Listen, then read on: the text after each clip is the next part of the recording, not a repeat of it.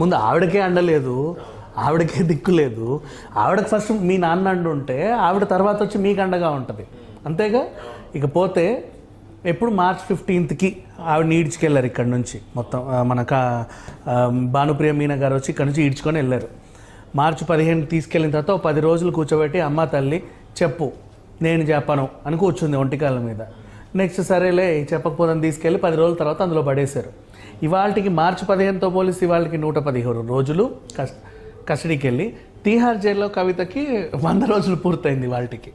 So ఈ 100 రోజులు పూర్తయిన సందర్భంలో మొన్న 108వ రోజు కంట పాపం 108 ప్రదక్షిణాలు చేసి వస్తాను నాకు బెయిల్ ఇవ్వండి అని అడిగింది. ఎలాగైతే స్టార్టింగ్ నేను ఇంజక్షన్లు వేసుకోవాలి నాకు బెయిల్ ఇవ్వన్నారు. నో, కుదరదు. కావాలంటే డాక్టర్ల చేత మేము మీకు పరీక్షలు చేపిస్తాం, అందరూ ఉన్నారు ఇక్కడ, చెల్లదు. మరి ఏం చేస్తే బాగుంటుంది?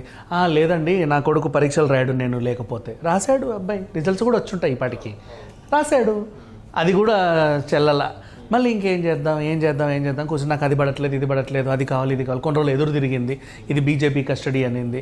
తర్వాత నాకు పెన్ను పేపర్ కావాలన్నది ఇచ్చారు, రాయో రప్పో అడిగింది ఇచ్చారు, గొలుసో ఏదో అడిగారు ఇచ్చారు, అంతా అయిపోయింది. మొన్నేమో 10 పుస్తకాలు కావాలన్నారు ఇచ్చారు. అంతకుముందు జపమాల కావాలి నేను జపాలు చేసుకుంటా అఘోరాన్ అవుతా అనింది ఇచ్చారు.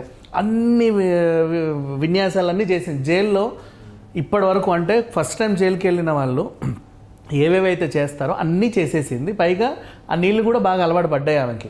ఇప్పుడు నువ్వు పిలిచినా వచ్చేటట్లేదు, అంటే అలవాటు పడింది అక్కడ.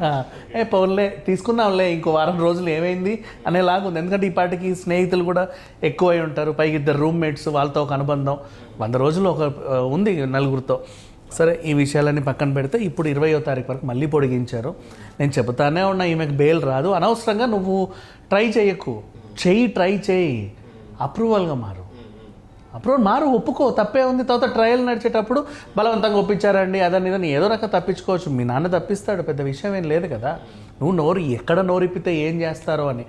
ఎందుకు కవిత నోరిప్పట్లేదు అనే సస్పెన్స్ ఇప్పటివరకు అందరికీ ఉంది కదా. దానికి మెయిన్ రీజన్ ఏంటంటే కవిత నోరిప్పితే కేసీఆర్ అరెస్ట్ అవుతాడు, ఈమె బయటకు వస్తుంది, ఆయన అరెస్ట్ అవుతాడు. అందుకే నేను మొదటి నుంచి చెప్పాను, ఆమె చూడ్డానికి కూడా వెళ్ళట్లేదు, తీసుకెళ్ళి ఎక్కడ లోపలేస్తారో భయపడి. అసలు ఎయిర్పోర్ట్కి రావట్లా, ఎప్పుడు మందన వేసుకొని తిరుగుతున్నాడు. ఆ మంద కూడా ఖాళీ అవుతుంది మెల్లిమెల్లిగా మొత్తం చుట్టుపక్కల. ఈయన గేట్లు వేసేస్తే గోడ దూకి మరీ వెళ్ళిపోతున్నారు వాళ్ళు, ఎవరు ఉండట్లా. ఈయనేమంటున్నాడు, పార్టీ వీడే కార్యకర్తల గురించి నేను చెప్పాలనుకున్నాను. పదవులు లేకపోతే మాత్రం ఉండలేరా, కొన్ని రోజులు ఆగలేరా, వచ్చే 15 ఏళ్ళు మనవే, ఒక్కసారి అధికారంలోకి వస్తే ఇంకా మనం మొత్తం జీవితకాలం మనదే. ఇంకా బీఆర్ఎస్ పార్టీ కలికి 2008-98 వరకు బీఆర్ఎస్ఏ, ఇంకెవరు ఉండరు అని చెప్పుకోవచ్చు. ఆయన కాన్ఫిడెన్స్ అది. సో ఆ రకంగా ఆయన మాట్లాడుతున్నాడు. అయినా కాకుండా కవిత మాత్రం నేను చెప్తున్నాను కదా, రాఖీ పౌర్ణమి జైల్లోనే రాసి పెట్టుకోండి, బతుకమ్మ కూడా జైల్లోనే రాసి పెట్టుకోండి. డిసెంబర్ వరకు అయితే కవిత వచ్చే దాఖలాలు లేవు. అంటే ఇప్పుడు ఎప్పుడు లేనిది కేటీఆర్ మొన్న ఢిల్లీ వెళ్ళి వచ్చిన తర్వాత ఈ యొక్క స్టేట్మెంట్ ఇవ్వడాన్ని ఏ విధంగా చూడాలని అందరూ అనుకుంటారు. ఏంటంటే బీజేపీతో మన కేంద్రంలో మాట్లాడారా, అమిత్ షా తోటి అట్లా మాట్లాడారా? ఖచ్చితంగా రాదని ఆయనకి తెలుసు. ఏడు మొహం వేసుకొని వస్తే వీళ్ళు ఇంకా బాధపడతారేమో అని చెప్పి ఉత్సాహం ఇప్పుడే కనుక్కొని వచ్చాను, నేను ఇట్లా పోగానే ఆమె గోడకు పంపించేస్తామని చెప్పారు, మీరు ధైర్యంగా ఉండండి. నాకు తెలిసి ఇప్పుడు నా వెనకాల వచ్చేస్తా ఉంటారు, నాకు ఇప్పుడే ఆటో ఎక్కిందేమో, కావాలంటే మనం కారు పంపిస్తాం, ఆ రేంజ్ లో చెప్పేశాడు. వీళ్ళు కూడా ఉత్సాహం అనమాట. అంటే ఇప్పుడు లాస్ట్ టైం పార్లమెంట్ ఎలక్షన్లకి కవిత ఫోటో లేకుండా ఎలక్షన్ పోయినటువంటి బీఆర్ఎస్ వాళ్ళు ఎలక్షన్ లో స్థానిక సంస్థల్లో ఏదో అడ్వాంటేజ్ అవుద్ది అనుకోవడం అనేది ఎంతవరకు కరెక్ట్? ఆయన ఏమన్నాడు, వచ్చి మీకు అండగా ఉంటది బాబు, మీ అండ మాకు అవసరం లేదు. ఎలక్షన్ టైంలోనే ఆ తలకాయని తీసి పడేశారు పక్కన, ఎక్కడ ఆ మొహం ఉంటే మాకు ఓటేయరు అని. అంటే ఇప్పుడు కనీసం ఇప్పటికైనా ఒక 1000 ఓట్లు పడ్డా అవి కూడా పడితేయో పడవో అని కనీసం ఆ మొహాన్ని తీసి వీళ్ళు ప్రచారం చేస్తాం, మాకు ఆమెకు సంబంధం లేదు అని. అది ఆ ఎఫెక్ట్ కూడా పడింది.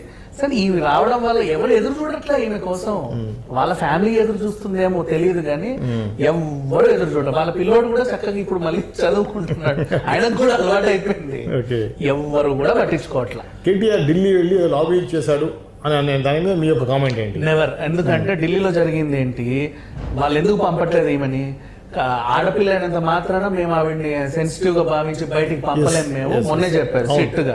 ఎందుకంటే ఆమె పలుకుబడి గల ఆడపిల్ల అని మీరు అన్నారు, పైగా రాజకీయంగా పరపతి ఉంది, వాళ్ళ నాన్న బాజీ సీఎం, వాళ్ళ అన్న ఏదో ఉంది, చిల్లర కొద్దో గొప్ప ఉంది, జైలు ఉంటేనే ఈమె మాకు సరిగ్గా చెప్పట్లే. అప్పటికి అన్ని రకాల ప్రూఫ్లు ఉన్నాయి, అన్ని రకాల ప్రూఫ్లు ఉన్నాయి, ప్రత్యక్ష సాక్షులు ఉన్నా కూడా ఏం ఒప్పుకోవట్లేదు. ఇక్కడే సాధారణ మహిళలాగా మేము కన్సిడర్ చేయలేము. చెయ్యము, ఎందుకు చేస్తాము? బయటికి వెళ్తే ఇంకేం చేస్తుందో. అవును. ఇక్కడే ఇంత ఇప్పుడు సైలెంట్ గా ఉంటది. మీడియా రాగానే రంకెలేదు, ఎగిరెగిరి పడదు,